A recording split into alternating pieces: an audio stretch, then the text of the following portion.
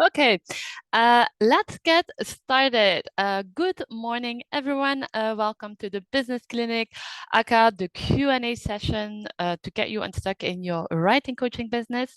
So every last Tuesday of the month, I take 30 minutes to have a conversation with you on any questions you have regarding your writing coaching business, if you need a pep talk, or if you just want to meet other writing coaches. So there's a couple of new faces here today. If you would like to introduce yourself, feel free to go for it. But don't feel that there's no obligation. I know it's early morning for some of you. You can also just drop your social links and your website in the chat, and I would strongly suggest you do so because we are also here to get to know other writing coaches and help to tighten a little bit that community. So let's start. Does any of you have a question? No? Okay, well, we'll start then with the questions of people who couldn't be here, but who have sent me in their questions. So the first one is from Lou. So Lou asks me, what are my systems and processes for the business clinic? How much is automated and how much is manual? I am particularly interested in the registration process. So regarding my business clinic, that goes strictly through Active Campaign. So I do everything through Active Campaign. The first step in signing up for my business clinic is to sign up for the registration form. So you have seen that as well. You get a link or you go on my website and you click on the banner and you're taken to a separate page. So this page is set up an Active Campaign. You can do whatever you want. Depending on which category you are in, you can do more or less things. But honestly, it's very simple. It's very intuitive. You don't need to think too much about it.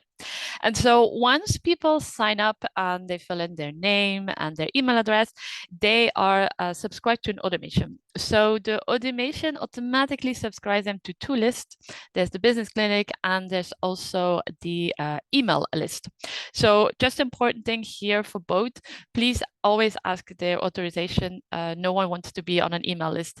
They didn't give you a specific authorization to be signed up for. So the automation is based, first one, with a welcome email. So that is an automated email. There's a little video, explains them what the business clinic is, what they can expect as well from the email newsletter. And then the following part in the workflow is 3 reminders for the business clinic, each time with a link into the Zoom. So all of those emails that I send through the automations are emails that I've already written up beforehand, and I always use them. The automation actually uses them each time.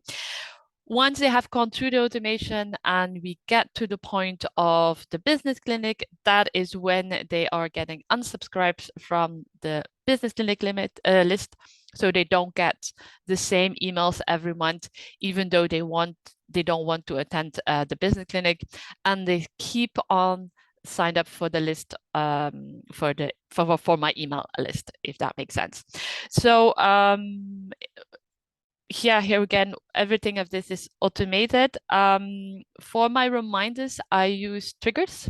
So for example, last week, the ones who were subscribed, they would get the email once we get to the week just before the business clinic. Now, the only thing that is manual in this whole automation is that I have to change the dates in the emails and as well on the subscribe form. So every month but like that takes me 15-20 minutes, so it's not a big deal. You can automate this as well. Active Campaign has a specific partnership with Zoom. You have to have both the paying Zoom and you have to be, I think it's starting from 2,000 subscribers to your email list, but then you can also automate it, that last step. So you see that here it's all quite automated. The only thing is the manual changing of the date every month, but that doesn't take me most of the time. And also sometimes I have to check if the automation worked well, but that's just being me. I think it's always good to check if everything is working well, like it should be working well. So I hope that this was clear enough. It's a little bit technical, so feel free if you need some follow-up information, or if you want me to give you more information on any specific aspect in this automation. So I see someone others has arrived. So if you want to introduce yourself or have a question, feel free to interrupt me at any point. The ones who are present have, of course, preference over the ones who could not attend to have their questions answered in the business clinic. So any other questions? No. Then we'll go on to a second question. So this questions come from Chloe. How do you deal with leads who ask you what your success rate is? I only started out as a book writing coach and have had no client until now. How can I embellish my case? So it made me laugh when you say embellish my case, because first of all, you're not a case. You're just an entrepreneur who's starting out and who's trying to figure out how to set up her business. So you're not a case. You're just that, just an entrepreneur setting up her business. And then regarding embellishing, my straightforward advice is here: don't embellish. This is a bit the thing. Imagine you have a client that contacts you, asks you about a book that she's writing in Chinese, and she asks you if you can help her to write the book in Chinese, but you don't speak any Chinese. You would also not tell her, yes, of course, I can help you in coaching this book in Chinese while you don't speak a word of Chinese. And this is exactly the same thing. When you start out, just be honest. Don't make your life more complicated than it should be. Now, how to concretely deal with the situation? First of all, try to avoid that you are having the conversation during the exploration call. So an example here is that you can insert it into your marketing materials. If you need some example, have a look at my group page. So I'm launching a group program next year. And I make it very clear to the people who go on that page that this is going to be the first time I organize this group program, so that there's going to be, for example, more feedback asked from the participant. The group will be smaller, but as an advantage, the price is lower and they will have more time with me, which means that if someone signs up for a call to specifically discuss the group program, they know very well right from the start that this is not a program that I have been running for years and years and that have been sold out. It also makes that people have the impression that they're doing a good deal, because they're like, okay, she's just starting as a book writing coach, but she's going to have this less priced, and then maybe in a year the prices will go up. So that's the first technique, just making sure that before someone comes on the call, he or she has already seen through your marketing materials or through your email that you are a starting book writing coach, and that as such, well, you're not the most experienced book writing coach out there. Now, if someone asks you the question during the exploration call, first of all, if this is the number one question that frightens you, prepare that question in advance. Write down some pointers. Don't script it. Because you don't want to come on the call as an automated pilot who has revised her response. You just put some pointers. Like I said, less price, more access, yes, more feedback, and so on. And so when the person asks the question, you will feel more reassured and you will be able to give him or her that couple of pointers that you have pinned down. Also, don't spend too much time on the question. If, for example, you have the client that asks you, how are you going to help me if you've never helped someone to finish a book? You can say, yes, I know I didn't help finish a book. Is this one of your biggest fears? And you see, you turning the conversation to your writer and the biggest fear, because probably that writer has now expressed his or her biggest fear. And that's where you can jump in on and try to have the conversation about his or her novel, his or her fears, and not necessarily about the fact that you lack experience. Regarding that, you can also, and I would strongly suggest you do this, have a look at what you've done previously. Ideally, you have worked 30 years in the publishing sector, and that's when you've decided that you're going to become a book writing coach. In that case, even if this is your very first client as a book writing coach, the fact you worked in the publishing sector for 30 years is, of course, a very good plus point. But even if you haven't done that, if, for example, you tell me, but I haven't done anything at all for the last 30 years, I was a stay-at-home mom. Even in that case, there are things that you will be able to use with your book writing coaches. If we take the coaches, if we take the example of the stay-at-home mom, a stay-at-home mom is an excellent project manager. So this is a thing that you can use when you go on that conversation. You can say, yes, of course, I have never helped anyone to finish his or her book, but I have been a project manager for the last 30 years as a stay-at-home mom. Anyone who has been close to children knows that project management skills is the number one thing you need as stay-at-home mom. So you see, you can always, into your professional or your personal career, find things and skills that you will be able to transfer in to your book writing coaching business. And so this is, again, a pointer that you can add to your list of response when you get that question. Now, let's be honest as well. There are going to be people who will tell you, no, not at all. I really want someone who's very experienced, and the person will insist on that and ask you again. And then in that case, just close the conversation in the sense that we are not supposed to offer our services to anyone. And that's exactly the same thing as a book writing coach. If you feel that there is no link and that for this person having this really big experience is an essential part of working with a book writing coach, then it's better to just say, okay, I don't think this is not going to work, but I can really help you and refer you to anyone else if that is what you want. And at that case, it can be a good idea to refer that potentially to a book writing coach who has more experience.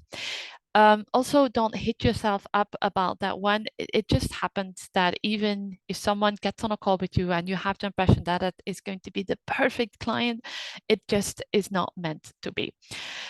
So I hope this has helped you a little bit. Oh, I just wanted to add a last thing. By being honest, you're also going to less complicate your life.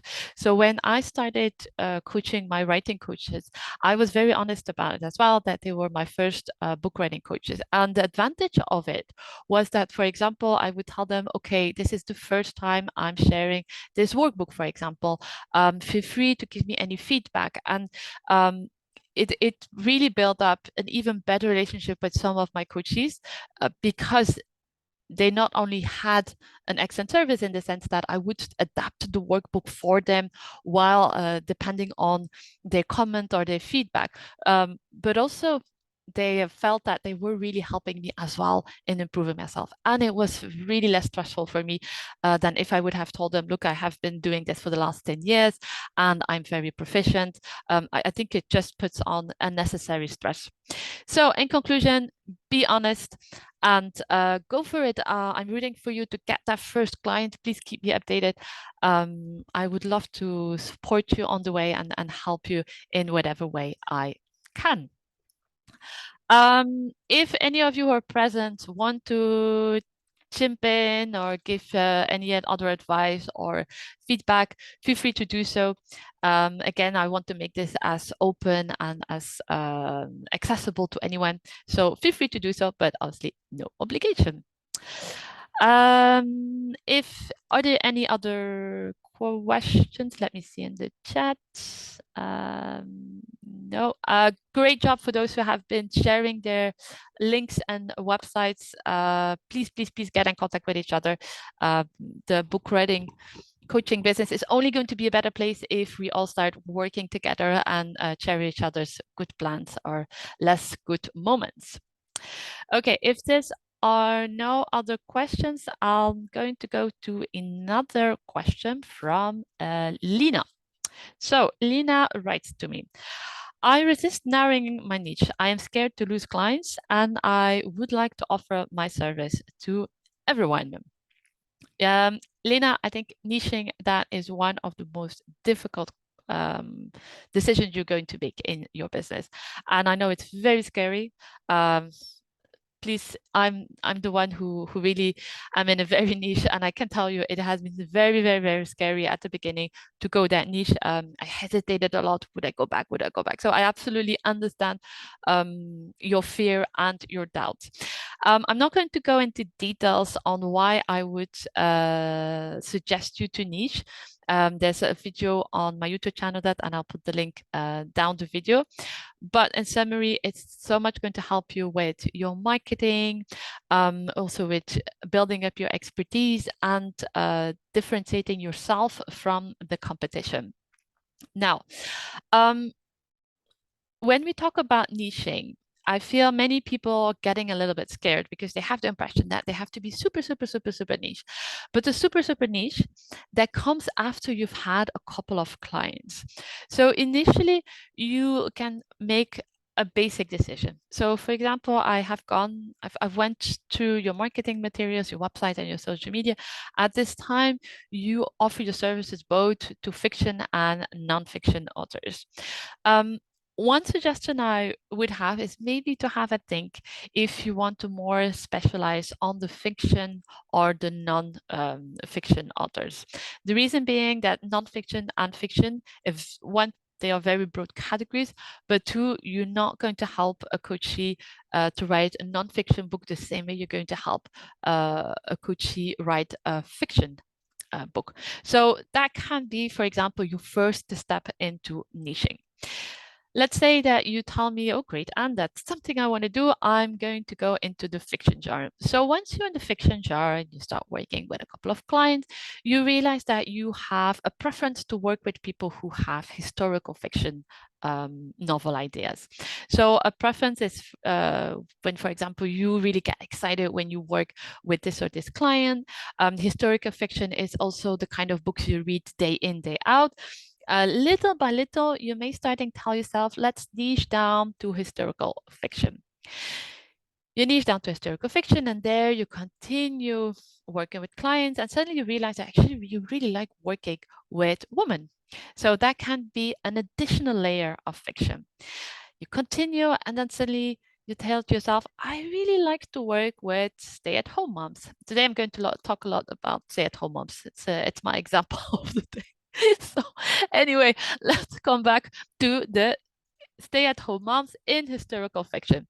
You see that little by little you start to niching down, but that it also comes with time, with experience, and with the clients that you're dealing with. And then now that you're working on historical fiction with stay-at-home moms, you can maybe tell yourself, I actually really like to work with Christian stay-at-home moms, or I like to work with women who over 50. By the way, there is, let me see if she's present. Yes, because normally we have also Beth who's present, and Beth, she's a business coaching business coach, and she found a business book coach. I'll get to it. And she, for example, focused on 50 plus, but it was also not an easy process, and it took her some time before getting to this. So all of this to show you that once it is not easy to get to your niche, but secondly, also don't feel that you are absolutely on the obligation to have your niche right from the start. If you're very scared and you really don't feel yourself at this point ready to go for a specific niche, you can already do the simple basic choice between fiction and nonfiction. And then you just over time, you can niche. Also see in my example that niching can be niching in genre, but it can also be niching in age or niching in religious belief. Like the world is your oyster. You can choose whatever you want. But the most important thing is to figure out a niche that is close to your personal interest. If you are someone who reads day in, day out paranormal fiction, but who never opens a biography, chances are that you're not going to be very interested and maybe probably not very good even in coaching someone who does a biography, because you really need to get in and your genre inside out. While if you are only reading paranormal fiction day in, day out, and whatever you do, you go to conferences and writers, like um, chances are that you are going to be the best coach in that, because not only you know how to coach it, but you also live and breathe the genre. So that would be my main advice. If you have any difficulties with niching, please feel free to drop into the next business clinic, and we can brainstorm together. It's one of the biggest questions that always comes back with my writing coaches. So it will be useful for everyone as well to see how you get to your niche. But in any case, please keep me updated. I'm always happy to see where you are and your stage of your journey of your writing coaching business. Let me see if I have given you all the pointers I have noted down. Yes, that one is it. Okay, so last chance for those who are present. Do you have any questions, any things you want me to discuss? I yes, I see in the chat that some people say this is the first time I'm coming. I will be more active in the next session. There's no obligation whatsoever. I know that it can be sometimes stressful to chip in and give your advice. But feel free. This is an open space. You can say whatever you want. It's okay. Okay, well, in that case, I am going to take the last question that I was sent in. And this one comes from Vittoria. So, Vittoria, in some of your videos and business clinics, you talk about that there's no need to have a website or social media. But can you give me other examples of marketing methods? Yes, absolutely, Victoria. So I am the living proof that you don't need a website to start up your business. So I was previously a networking coach, and I did that for 7 years. I have published a couple of articles on LinkedIn at that point, but I've never had a website. So uh, do, so yes, I don't think that you are particularly obliged to have a website or that you have to be on social media every single day. Obviously, it is very useful if you have a website. If you're thinking about a website, you can do that very easily. There are things like Wix or WordPress, and in an hour you have a simple web page up, so you can do that. And social media is the same. It takes a little bit more of an effort, but you can do a couple of posts here and there. But in any case, it is not an obligation. If this is not something that attracts you or that seems you a really high learning curve, no worries. I will give you some examples of other kinds of marketing that you can do. So first kinds of marketing that you do is what I call on the field marketing. So this is marketing in your local community. The obvious one is, for example, library. You can offer to do a conference at your local library for writers in a specific genre or on a specific aspect of their writing journey. You can also just put up flyers in your library, or even things like your local bakery or your local supermarket, wherever you know that people hang out. You can put out something. You can also organize a writing group or a book club, anything that's related with your business and that could bring people together. Now, they're also the less evident on the field marketing methods. For example, you are a book writing coach who only works with thriller writers. One thing you could do is, for example, organize a local ghost tour, or better even, set up a partnership with a local guide tour who does that, and maybe do a tour specifically for them, and get a little bit paid for that. That gives you without knowing also a part-time job. So you see, here the world is your oyster.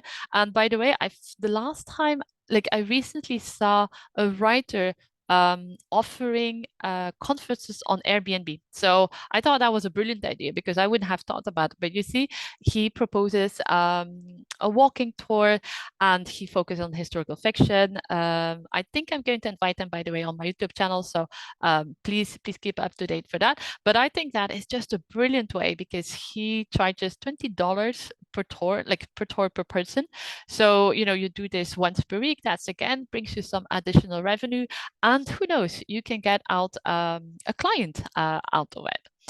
Another very powerful marketing method is networking. Of course, I'm biased because I'm a networking coach, and I know this is the thing that I've done for 7 years, and I'm still doing.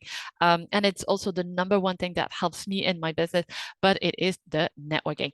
So, networking, there's a direct outreach. So most of you well, actually all of you who are here on the coach today, who are on the call today, you have all gotten a direct outreach email from me.